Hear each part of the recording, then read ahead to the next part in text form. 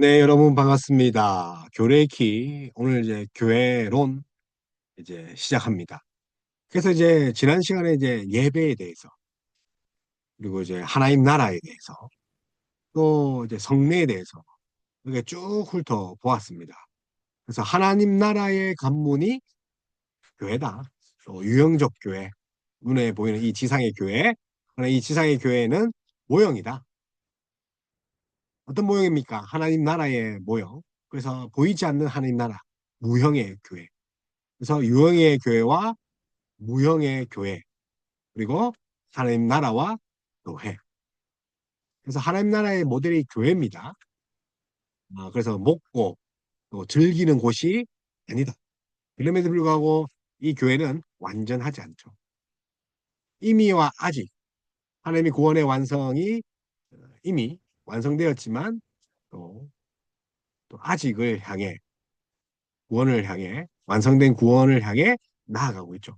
이미 구원받았지만 아직 완성되지 않은 그런 모형으로서의 교회.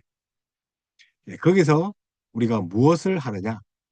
교회는 어떤 공동체입니까? 하나님 말씀이 있고 하나님을 예배하는 이 예배 공동체이지 않습니까? 그래서 우리가 삼위 하나님의 사역이 이 교회입니다. 삼위 하나님.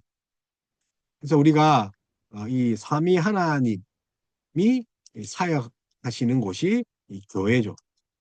그래서 교회는 에, 동호회, 세상에 이런 동호회나 모임이 아닙니다. 동호회. 어떤 곳에 보니까 애연가를 위한 흡연실이 있다.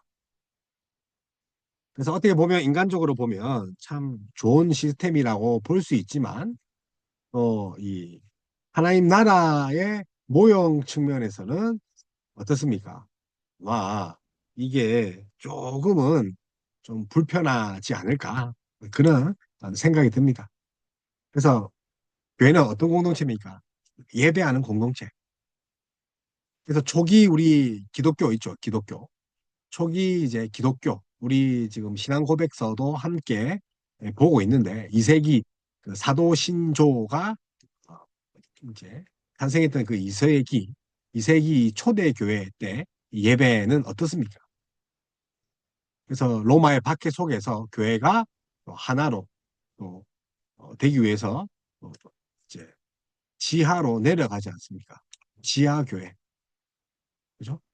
그래서 초대 기독교는 박해입니다.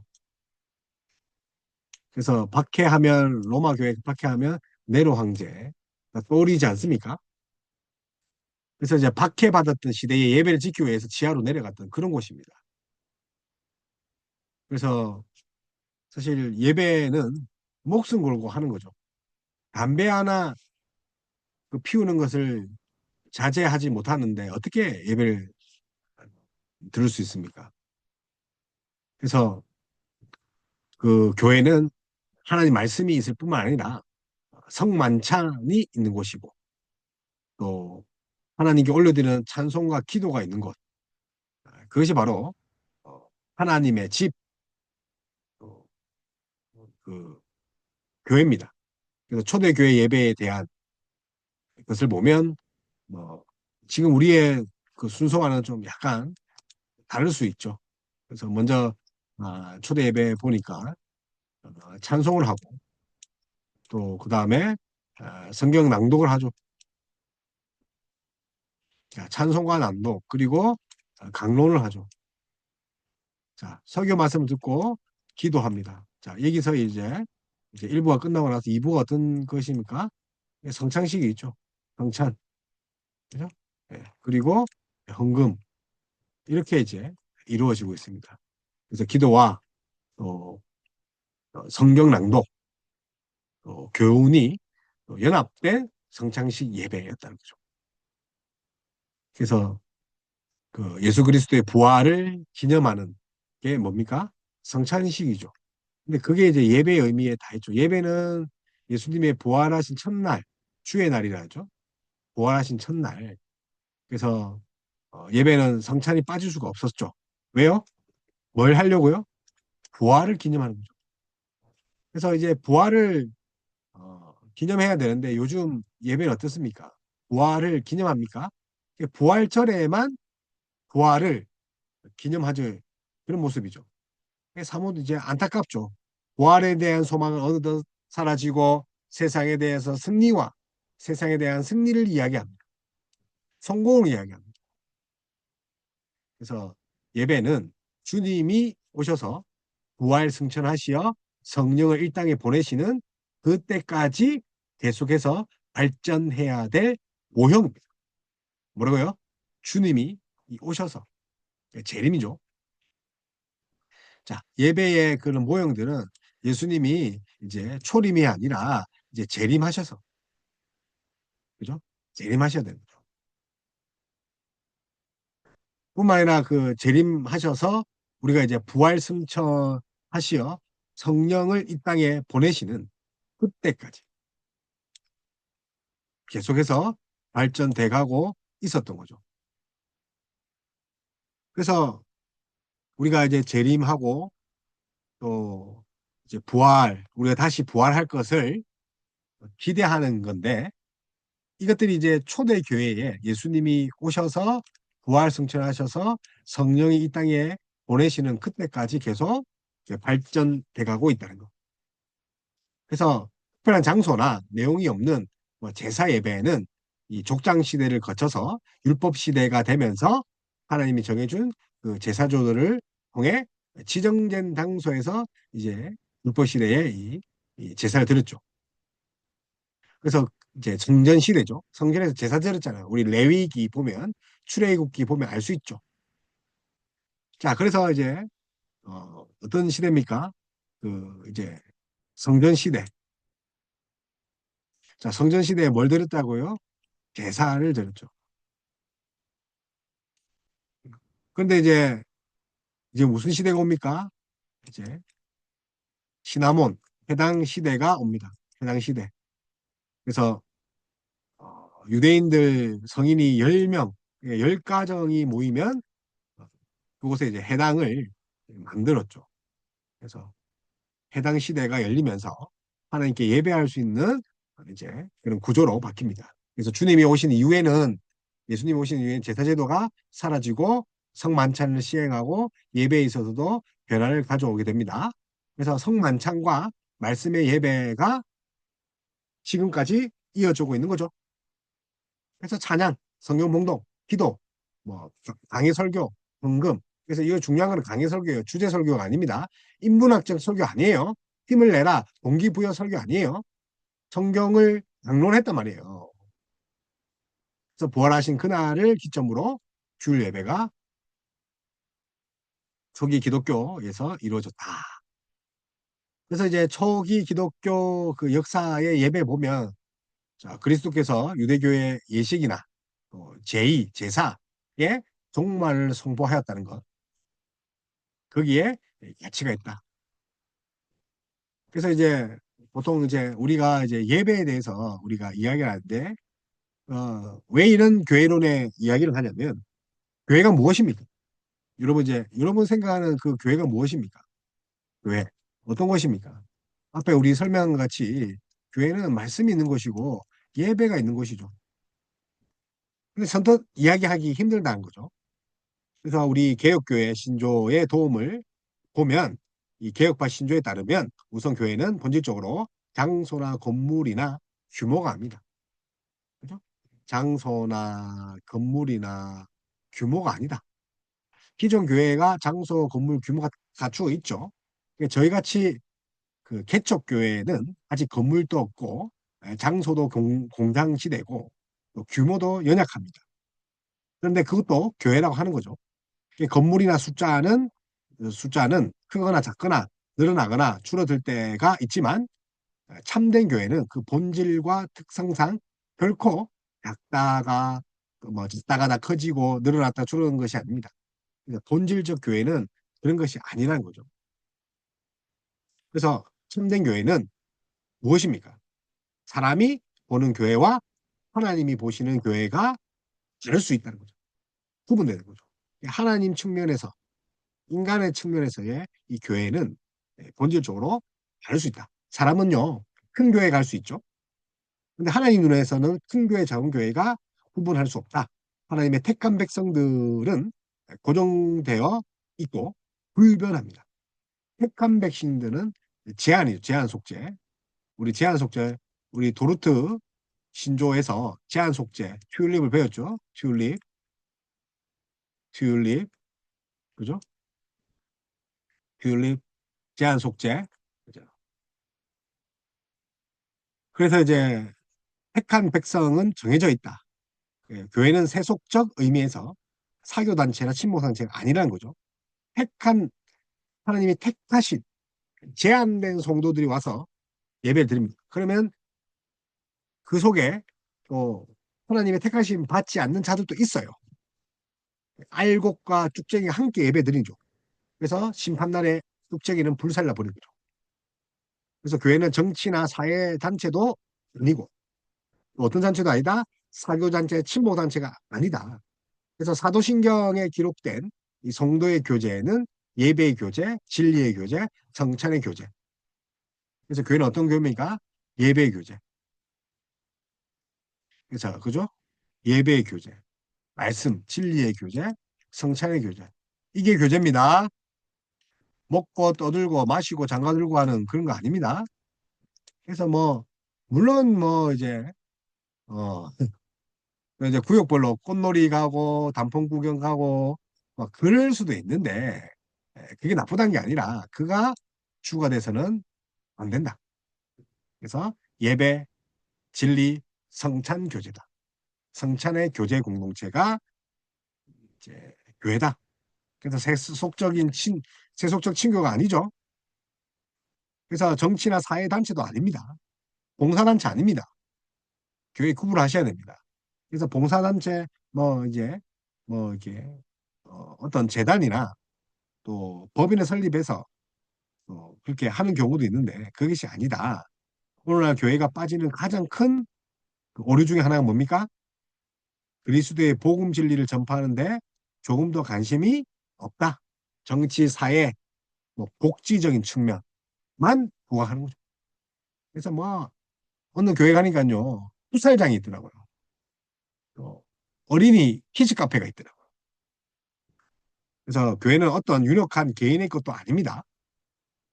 당이나 치리회의 것도 아닙니다. 담임 목사 거 아니란 말이에요. 그래서 교회들이 교회의 말, 이제 교회의 말이죠. 해야 하듯 교인들이 교회의 말을 해야 하듯 당회의 교훈과 치리 즉 건징에 권한이 있다 해도 당이나 치리가 교회인 것은 아닙니다. 그래서 비록 교인들이 교회의 말 해야 하지 하듯 당에 복종하는 것은 아니다. 그래서 인간 공동체가 아니라 하나님이 부르시는 공동체라는 겁니다. 그래서 이게 보니까 우리 그 켈빈 시대에 보니까 보통 이제 예전 보니까 예배 의식들을 예배를 보니까 이 칼빈 하면 이제 제네바 생각나죠? 제네바에서 이제 목회를 잠시 하죠. 그래서 프랑스에서 위그너, 위그너, 위그너, 프랑스의 그 프로탄테스, 그죠? 그 저항 세력들을 위그노로 하는데 위그노를 핍박했던 프랑스 그런 것들을 피하기 위해서 제네바로 넘어와서 오스트레일리아 짤스부르크를 거쳐서 제네바에 정착하면서 잠깐 목회를 하게 되는 거죠. 그때 보면 이제 성서글을 읽는데 이제 시편을 한다. 그러니까 이게 이제 우리의 이제 교동문 좀 되겠죠. 교동문. 그리고 회개하는 재교백이 있습니다. 그리고 용서를 바라는 기도. 우리 예배에 부르심에 다 있죠. 예배를 부르시고 우리가 한 주간에 회개하고 용서하는 기도를 하죠. 그리고 계시를 위한 이제 말씀을 듣는 위한 특별 기도를 하죠. 말씀을 듣습니다. 그리고 성경 낭독을 하죠. 낭독인데 우린 교독이 아니라 그때는 뭡니까? 성구의 독송이죠. 독송. 혼자 이제 말씀을 내려받기 때문에. 자, 하나님 말씀 받겠습니다. 뭐 그렇게 해서 하시는 분들도 있더라고요. 저는 사실 참 이게 말하기 그렇지만 전혀 권위가 없는데, 물론 권위 없는데 하나님 말씀에 권위 있기 때문에 하는 건데, 좀 그런, 저는 그래요. 말하기 좀 그렇지만. 어쨌든, 독송을 했다. 그리고 설교를 했다. 말씀 예식이죠.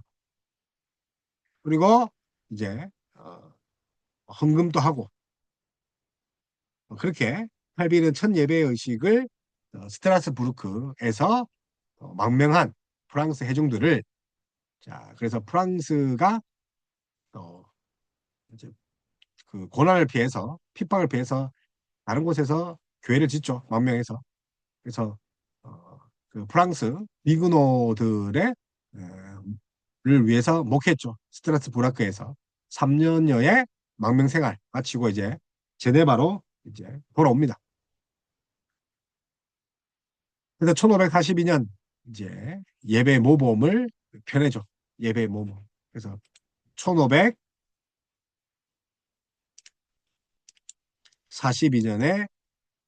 예배 모범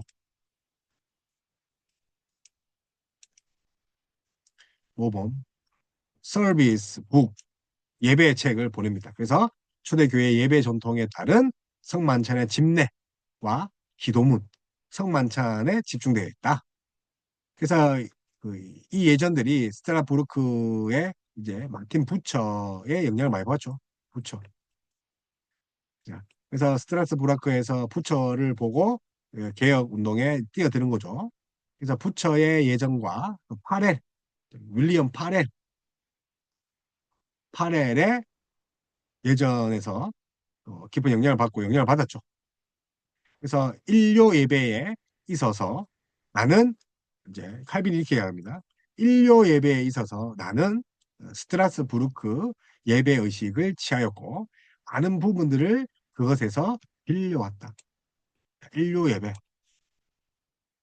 뭐 수요 예배도 있었고 뭐 여러 예배 주일 예배도 있었겠죠. 그래서 칼빈은 1542년 이제 제네바에서 발견한 그런 예식서를 보면 스코틀랜드와 수세기 동안 미국 교회를 포함한 장로 교회에 많은 영향을 주었다는 거예요. 예배가. 그래서 누구의 영향을 많이 받았다고요? 팀 부처. 그 부처 예배가 칼빈에게 영향을 준 것은 또 새로운 예배의 형성이죠.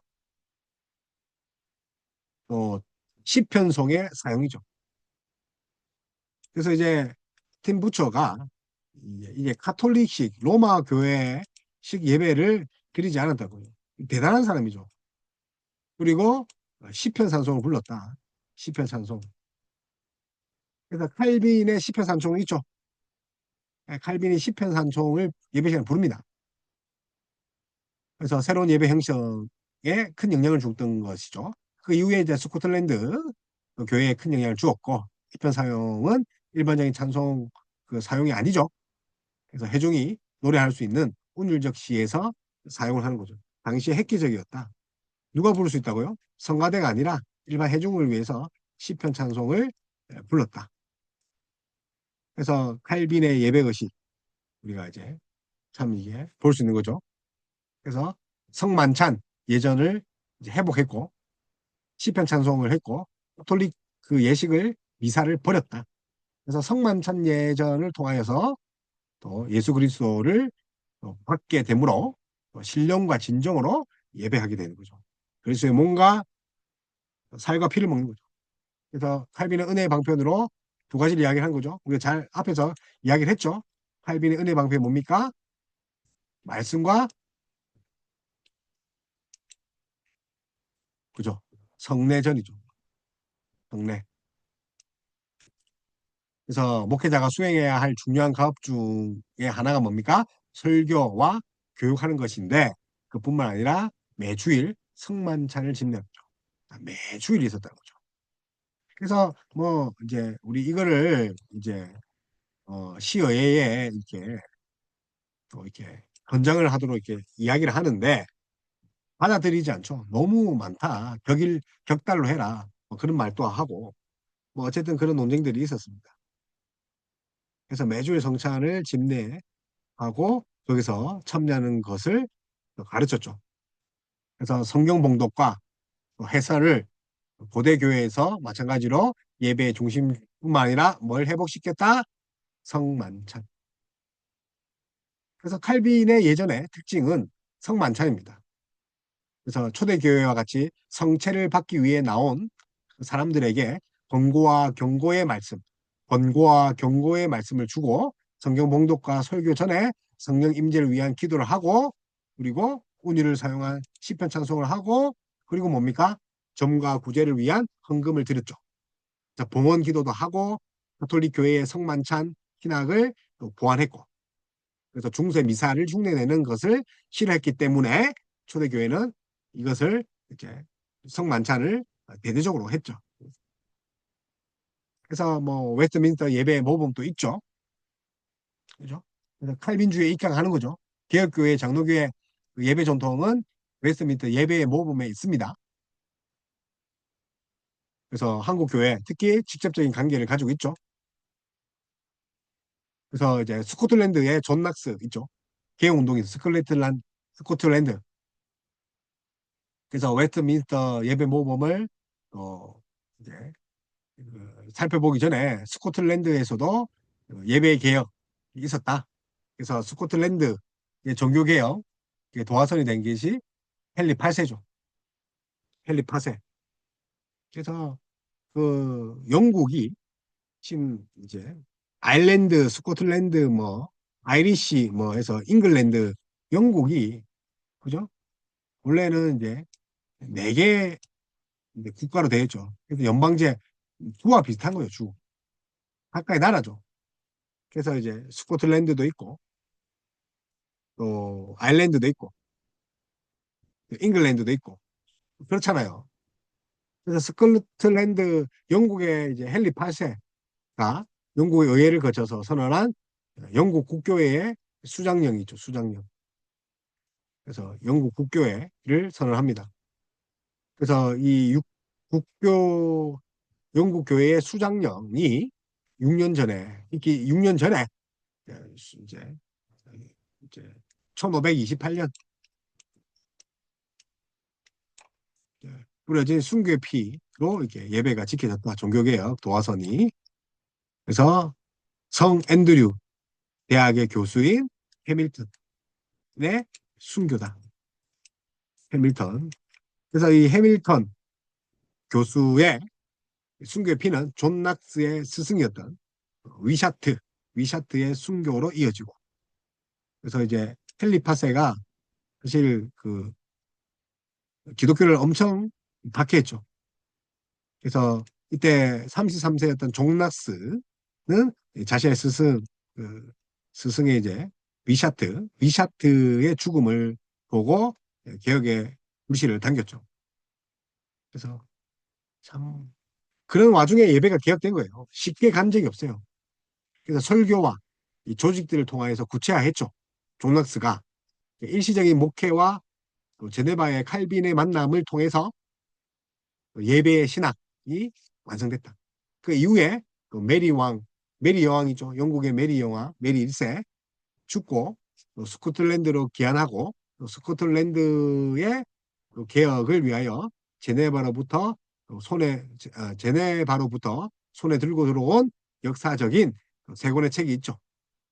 개혁교회의 신조를 정리한 책, 목회와 교회 행정의 지침서, 그리고 예배 지침서 이 세 권을 들어옵니다. 그래서 Confess of Faith, 그죠? 믿음의 Confess, 그죠? 신조들 고백들. 그리고 Book of the Discrime, 그죠? 그래서 디스크림 라인에서 뭡니까? 그 뭐 행정의 뭐 규약 지침서죠. 그리고 Form of the Prayer, 기도의 뭐 폼. 그래서 prayers 했으니까 예배 기도하는 자 예배의 지침서들.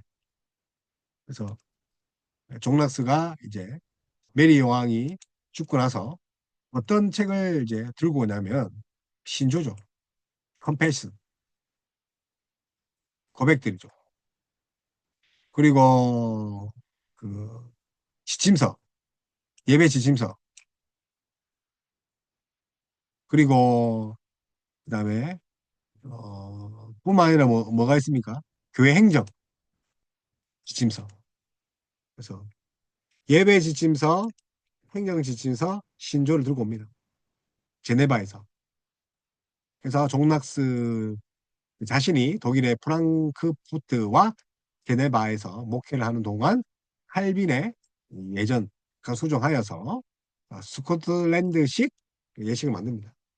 그래서 존낙스 예식서라고 하죠. 존낙스 예식서. 또 웨스트민스터에서도 영국이죠. 이제 스코틀랜드 이어서 이제 영국에서도 어, 스코틀랜드 종교개혁 그 종교 문제를 해결하기 위해서 영국의 의회가 모이죠. 그래서 웨스트민스터 공회죠. 성회. 그래서 121명이 모이죠. 뭐 물론 이제 장로교 위주로 모이죠. 장로교 위원. 그래서 스코틀랜드 교회로부터 또 전문위원회 자격으로 2명의 평신도, 4명의 목회자가 또 스코틀랜드 사람들이 또 참여하게 되고, 그래서 웨스트민스터로 정하고 이제 모임 장소를 웨스트민스터, 그래서 그리고 웨스트민스터 성회라고 이제 공회라고 하죠.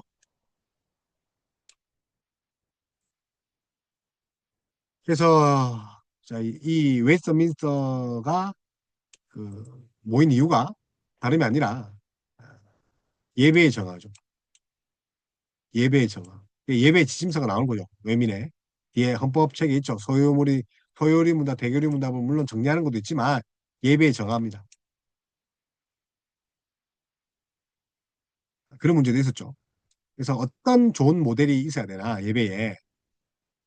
그래서 하나님 말씀에 발견되어 있는 대로 예배하자. 성경의 지침대로 예배하자. 그래서 예배 모범을 회의를 한 거죠. 예배 모범. 그래서 이제 개혁주의 교회 정치, 그리고 예배 모범, 그다음에 신앙 고백서, 컨페스. 그래서 이제 이런 것들이 영국 교회와 이제 활발히 이제 하는 거죠. 그래서 가톨릭과 또 이제 차이를 주는 거죠. 그래서 이로써 이제 영국 교회의 예식선을 벗어나서 합법적으로 개혁교회 예배를 드리는 금격을 맡게 되는 거죠. 그러니 이제 영국 교회 이제 국교회죠. 주는 예배서도 버리고 기도문도 버리고 또 로마 가톨릭과 같은 제도와 예전에 소유한 그런 영국과는 전혀 다른 장로교식 그 제도를 도입한 스코틀랜드 교회의 터전을 굳건하게 하는 거죠. 그래서 세계 장로교 모범이 되는 게 웨스트민스터 성회의 공회에서 이뤘던 예배 모범들입니다. 그래서 이때 이제 신앙 고백서, 장년들을 위한 대교리 문답서, 어린이를 위한 소요리 문답서, 예배 모범서, 교회 정부 형태, 정치에 대한 거죠. 예배 모범 뭐 이런 것들을 이제 수록했는 거죠. 그래서 공예배 어떻게 했습니까? 말씀 봉독을 하고 설교 전에 기도하고 말씀 선포하고 설교 후에 기도하고 또 세례와 성례전을 하고 그다음에 세례한 후에는 같이 이제 성만찬을 하고 또 신성한 주일날에 가나에서 이야기를 하고 엄숙한 결혼 뭐 병자에 대해서 병자 신방에 대해서 이런 이야기를 쭉 이제 해옵니다. 그래서 뭐 예배가 헛으로 만들어진 게 아니라 결국 삼위 하나님의 예배에 대해서 이제 이제 쭉 논의하고 연구해온 결과입니다. 지금의 예배 형태가. 그래서 교회는 하나님께 택하시고 부르신 언약 백성임을 알아야 돼요. 제한, 그죠? 제한된 하나님 부르심을 받아요. 그리스도의 몸된 교회의 지체로서 그분의 말씀에 순종하고 또 지체된 성도를 돌아봐야 돼요. 또 성령께서 사시는 집으로 일상에서 거룩한 삶을 살아야 될 의무가 있는 거죠. 그래서 교회는 하나님의 백성들이 모이는 곳입니다. 그래서 이제 하나님이 부르신 예배 공동체죠. 그래서 하나님이 부르신 예배 공동체. 자, 어떤 공동체라고요? 동호회가 아니라 예배 동호회가 아니라 예배 공동체 기억하셔야 됩니다. 뭐라고요? 무슨 공동체? 예배 공동체. 예배 공동체. 그래서 성경에서 예배의 뜻을 담고 있는 단어들이 많지만 그중에 가장 주목받는 단어 하나 나누겠습니다. 뭐냐면 프로스, 자, 프로스, 그다음에 스키네오, 플러스 스키네오. 자, 그죠. 프로스는 뭡니까? 뭐뭐에게입니다. 키네오, 입맞추는. 스키네오, 입맞추. 키스와 그런 거죠. 입맞추다. 자, 뭐뭐에게 입맞추다. 자, 플러스 스키네오. 이 키네오가 입맞추는 뜻이에요. 그래서 프로 키네오, 플러스 키네오. 그래서 이거 키네오가 입맞추는 뜻입니다. 그래서 종이 주인에게 문안할 때 하는 거죠. 종이 주인에게 입맞추죠. 왜요? 말에 입맞추잖아요. 주인이라는 거죠. 그게 주인의 권위를 인정하는 거죠. 그래서 예배는 하나님을 향한 그런 경애죠. 그래서 프로스 케네오. 자, 경이로운 입맞춤. 기억해야 되죠. 예배는 경이로운 입맞춤이다. 그래서 예배의 의미를 넓게 보면 창조주 하나님의 부르심에 대한 순종이죠. 예배의 근원의 의미가 뭐라고요? 창조주 하나님의 부르심에 대한 순종. 그래서 하나님이 부르신 공동체가 뭐라고요? 교회라는 겁니다. 그래서 하나님이 부르신 공동체. 그렇다면 교회는 과연 무엇입니까? 교회는 삼위 하나님을 찬양하고 경배하고, 그죠? 또 하나님의 그 은총, 구속을 찬양하는 구속 공동체. 하나님이 구원한 자들을 모였죠. 이런 의미에서 그리스도인들의 공동체, 교회의 존재 목적은 하나님을 예배함에 있다고 할 수 있죠. 하나님을 예배함에. 그래서 창조주 하나님 부르심에 순종한다. 부르심에 순종하는 것 예배죠. 하나님이 오시는 거예요. 우리가 예배 드리는 게 아니고 하나님이 오시는 거예요. 그래야 예배 드릴 수 있죠. 물론 우리도 드리는 게 있죠. 그래서 하나님은 당신을 향한 예배를 목적으로 예배의 목적으로 사람을 지으셨고 세상을 창조하셨죠. 그래서 따라서 정상적인 사람이라면 하나님을 예배하지 않을 수 없죠. 모든 사람에게 본성의 빛은 오직 경외해야 할 한 분만이 계시다는 거죠. 본성의 빛은 뭡니까? 경외해야 할 한 분만 있다는 거죠. 그분이 하나님이죠. 그래서 사람은 정상이라면 어떻게 해야 됩니까? 예배해야 되죠. 예배 안 하면 어떻게 됩니까? 사람의 본성을 거스리니까 비정상이다. 그래서 모든 사람에게 본성의 빛은 오직 경외밖에 없다. 경배밖에 없다. 하나님을. 우리 외민신앙 고백서에 있습니다. 자, 외민신앙보에서에 있는데 그렇기에 사람은 온 마음과 뜻과 힘을 다해서 하나님을 경외하고 찬양해야 된다. 외민신앙 고백서에 있다고 했죠. 그래서 우리가 이제 히브리어에 보면 아보다가 있다. 아보다. 자, 아보다. 예배를 뜻하는 거. 구약 성경에 히브리어 아보다. 그래서 이런 섬기다, 일하다는 뜻이요. 일하다, 섬기다. 자, 구약의 히브리어로 아보다. 자, 섬긴다는 뜻이죠. 그래서 원래 예배의 외적인 행위와 내적인 본질을 분리하지 않고 함께 담아내는 포괄적인 단어가 아보다. 종교행위로서 하나님께 봉사하고 섬긴다는 거. 그죠? 그래서 예레미야에 이르러서 안타깝게도 예배와 삶이 점차 분리되는 거죠. 일하다 섬기다. 자, 그래서 예배와 삶이 하나가 됐다. 그래서 하나님 섬기듯 일주일이 사는 거죠. 그래서 예레미야 시대 때 이제 예배와 삶이 분리하기 시작되었죠. 그래서 이 성전과 세상, 암과 삶, 예배와 일상의 모습이 전혀 다르게 변질된 형식적인 예배를 이제 예레미야에 이르러 하게 됩니다. 그래서 이제 칼빈, 기독교 강요, 우리 칼빈 이야기했죠. 칼빈도 기독교 강요, 제네바, 이제 기독교 강요 보면 예배와 삶을 하나님께 드리는 그죠 예배죠. 그래서 예배와 삶이 분리되면 안 된다. 그래서 기독교 강요 사본에 보면 그죠 경건하고 올바른 그리스도인 성도로서의 경건하고 올바른 삶의 규범이 있죠. 그래서 예배 다른 것들을 위한 그런 봉사 구분하는 그런 우리 그 교양주의를 향해서 어, 비판한 거죠. 그래서 하나님께만 드리는 트레이아 예배, 다른 것들을 또 위한 또 봉사 분리야.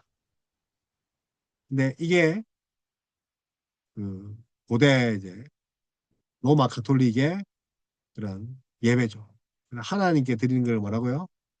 이거는 외울 필요가 없는데 아틀레이아. 자, 그다음에 다른 것들을 위한 뭐 봉사 둘리야. 둘로스가 뭐 종이죠. 그래서 이제 예배와 삶, 물론 봉사를 많이 하죠. 가톨릭은 이게 교리니까.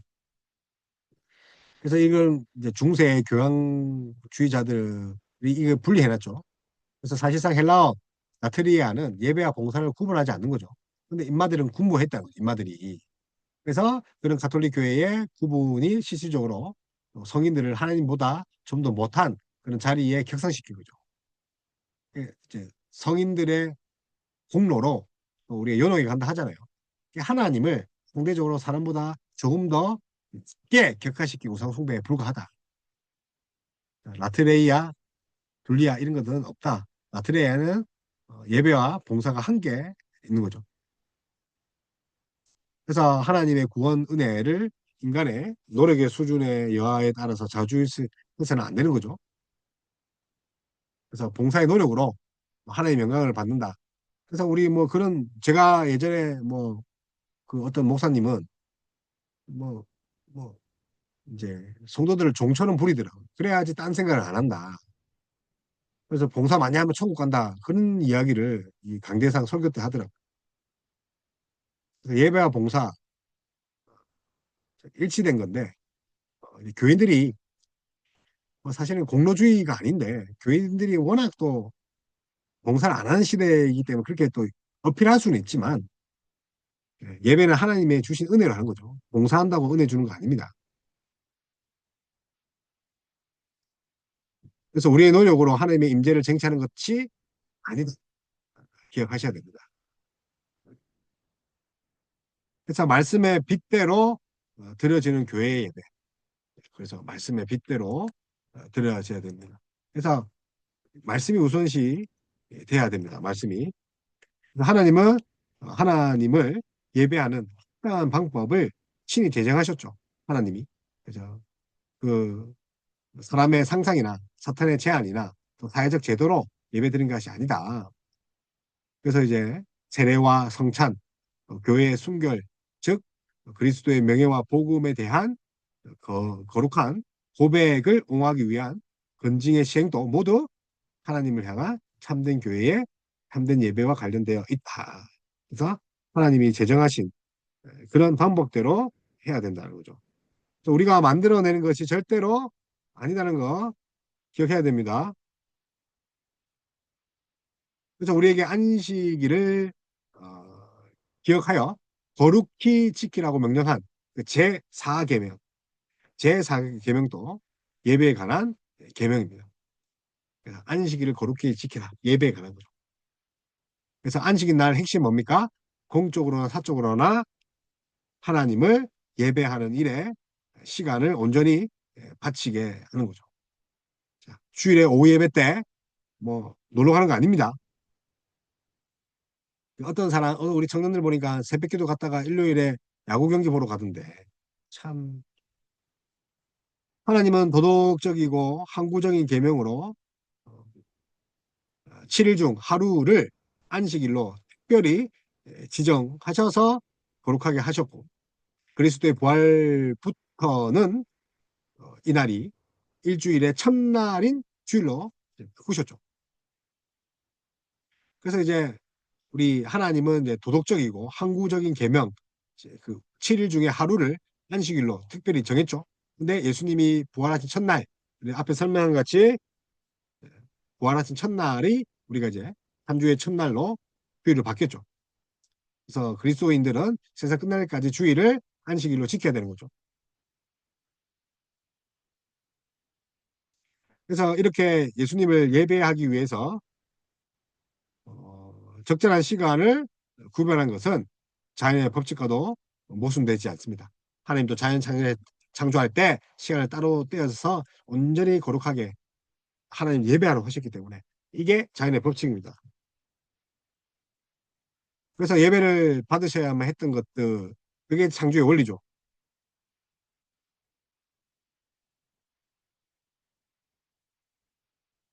그래서 또 신자들이 예배 드리는 것들이 그냥 현대 제도가 아니라 하나님의 창조 원리, 자연의 섭리다. 그래서 공적 예배를 명시하는 때에는 이 공예배를 경솔하게나 소홀히 해서는 안 되는 거죠. 저버려서도 안 되고 엄숙히 해야 된다. 동시에 우리는 일상생활의 예배, 삶으로서의 예배도 지켜야 되는 거죠. 구별된 주님의 날이요, 부활의 날인 주일 예배를 드리고 나서 평일에도 매일 일상의 삶에 예배를 드려야 됩니다. 일상의 삶으로서 예배. 그래서 이제 예배가 예배적인 삶이 예배자의 삶이 구별되지 않다. 이런 의미에서 주일 없이 삶으로 드리는 예배가 존재할 수 없고 삶으로 드리는 예배가 없이 주일의 예배가 또잘 드려질 수가 없다는 거죠. 그래서 이제 보면 주일 없이 삶으로 드리는 예배가 또 존재하는 게 없는 거죠. 주일이 먼저 있어야지 한 주의 삶이 있는 거죠. 삶으로 드리는 예배가 없이는 또 주일 예배의 진정성이 어, 담보되기 어려운 거죠. 그러니까 이게 상당히 우리의 그 이제 성화 또 구원받은 성도 거듭난 성도의 그 삶에 있어서 추정의 삶도 주일 못지않게 밸런스를 맞춰야 됩니다. 주일 예배, 일상의 예배 확실히 구별되지만 분리해서는 안 된다. 일상의 예배. 그래서 이제 예배 공동체, 하나님 나라의 관문, 또 하나님 나라의 모형인데 쉽지 않은 거죠. 예배가 주일만 드리는 게 아니다. 삶에 전반적으로 연결되어 있고 구별을 할 수 있으나 분리할 수 없는 거죠. 삶으로의 예배가 없이는 또 주일 예배가 없고 주일 예배가 없이는 또 한 주간의 삶이 없다는 거죠. 그래서 예배는 아주 거룩하고 하나님께 제정하신 우리에게 주신 그런 창조 원리와 같다는 거죠.